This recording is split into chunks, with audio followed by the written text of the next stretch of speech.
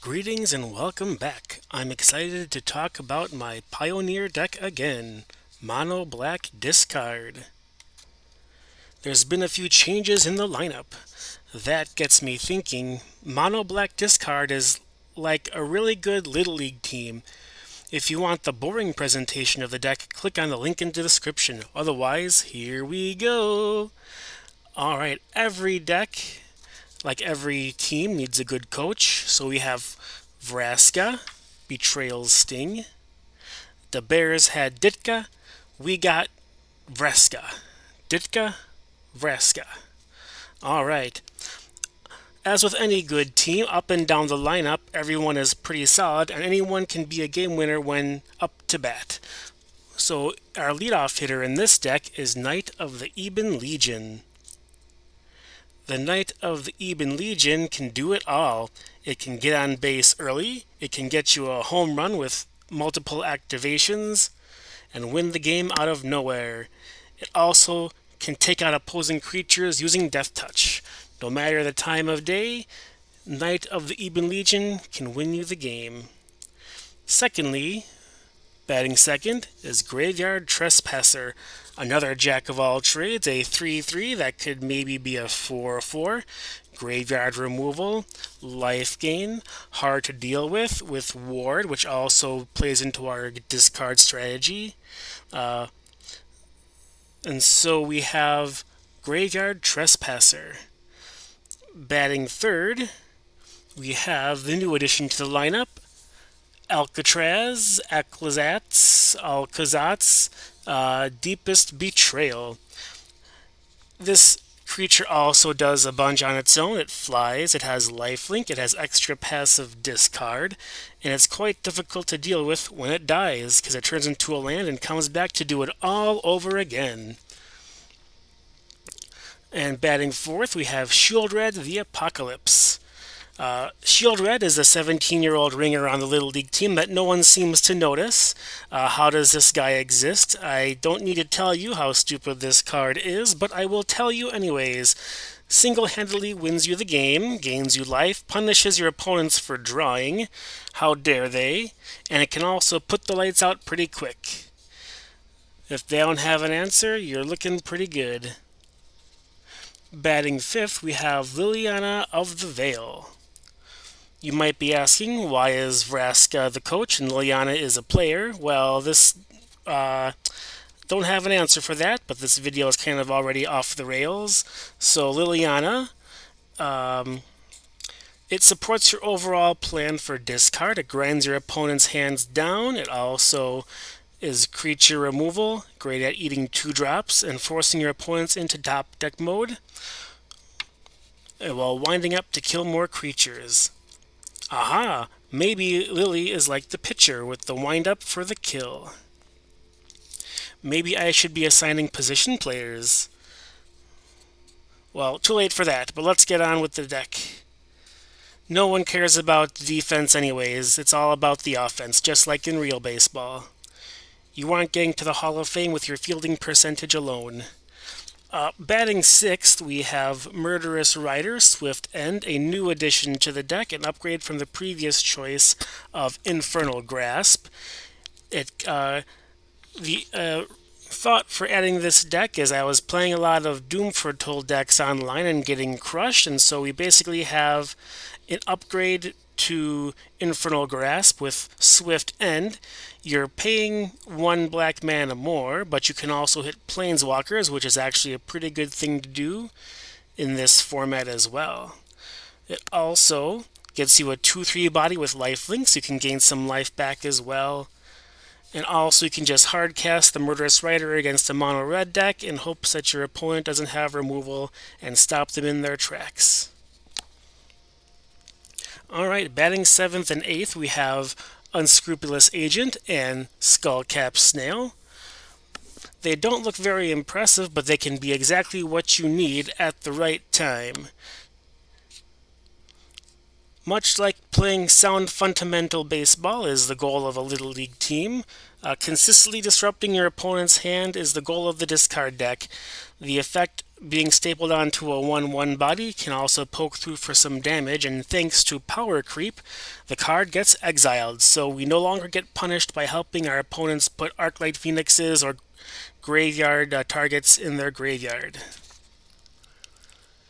Alright, batting ninth we have Biting Palm Ninja. Nobody ever expects the Biting Palm Ninja, like the Spanish Inquisition. Another jack of all trades. This is mostly a 3-mana Thoughtseize that can discard your opponent's card from their hand, and instead of dealing 2 damage to you, it deals 3 damage to your opponent. Much better. It also exiles, and with ninjutsu, it can also get extra value out of your discard dorks. Or you can rinse and repeat multiple copies of Biting Palm Ninja, ninjutsuing themselves back to your hand to play another one, and keep hitting your opponent's hand. Sometimes the right play or the only play is to just hardcast at turn 3 and steal a card that way too. So there's our starting lineup.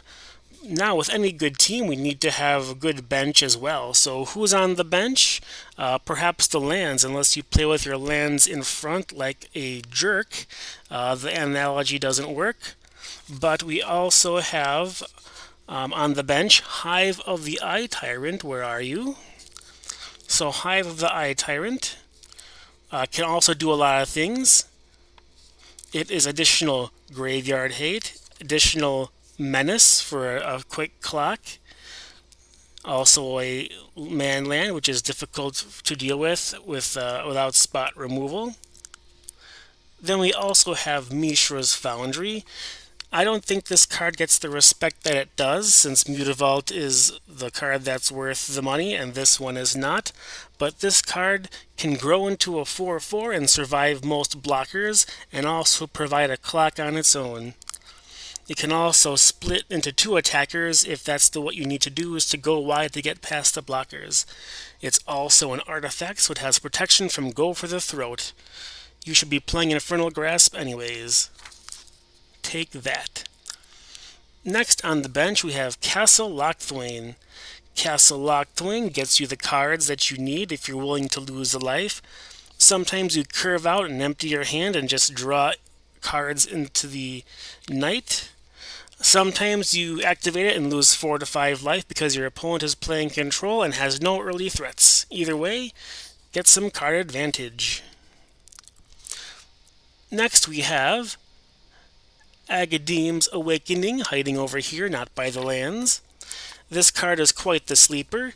Usually it comes into play tapped and does nothing 90% of the time, but the other 10% of the time it can get back Knight of the Eben Legion and 2 or 3 of his friends.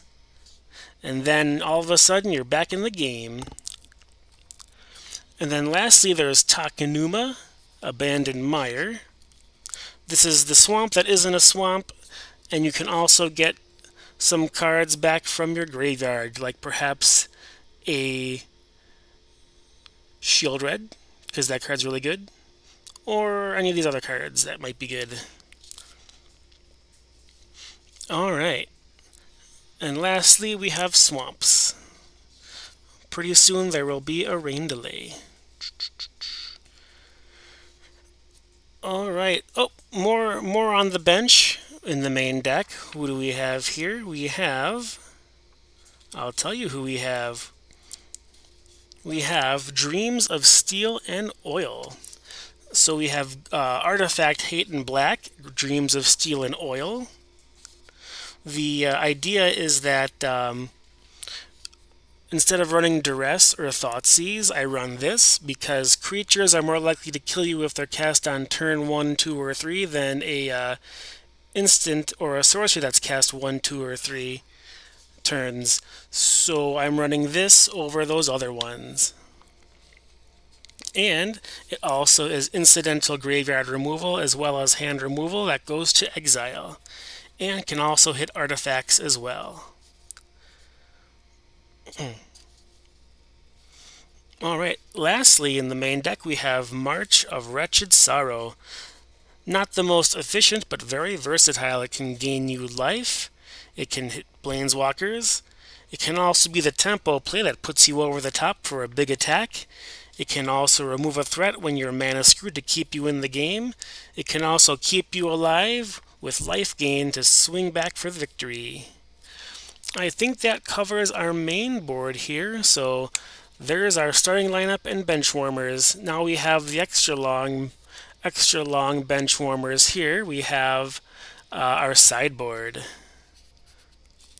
So sideboard, we have Rotten Reunion. So I am a fan of instant speed graveyard removal. I've been using that a lot in my decks. It's no one really suspects it when it happens, and usually removing the right card at the right time can do the trick.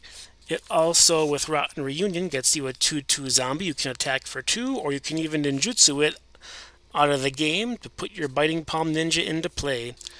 It also has flashback, so you can do it again and get another body.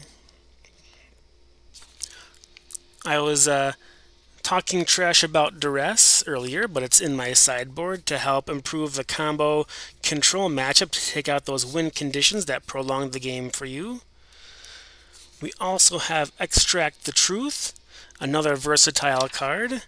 It can hit creatures in your opponent's hand, planeswalkers or enchantments, or it can have your opponent sacrifice an enchantment on the battlefield, like Fable of the Mirror Breaker or Wedding Announcement or something like that. Or you can just laser beam, take your opponent's planeswalker or creatures instead of having your discard dorks take a random card out. Alright. Next we have Damping Sphere.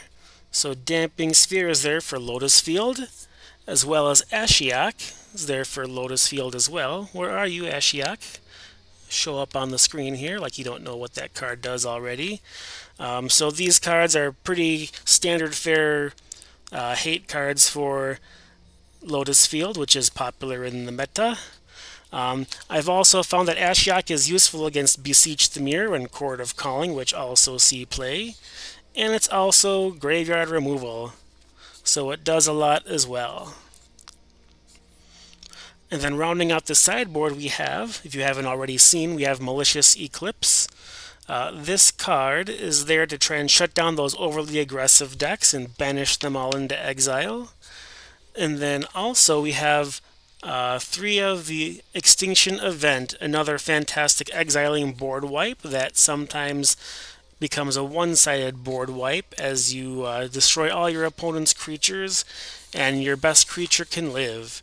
Either way, you control when that happens, and so usually a very versatile and powerful effect as well. I would recommend it if you play a black deck. Alright, so that rounds out our Little League team of Monoblack Discard. Hopefully that was somewhat entertaining, and thank you for watching. Alright.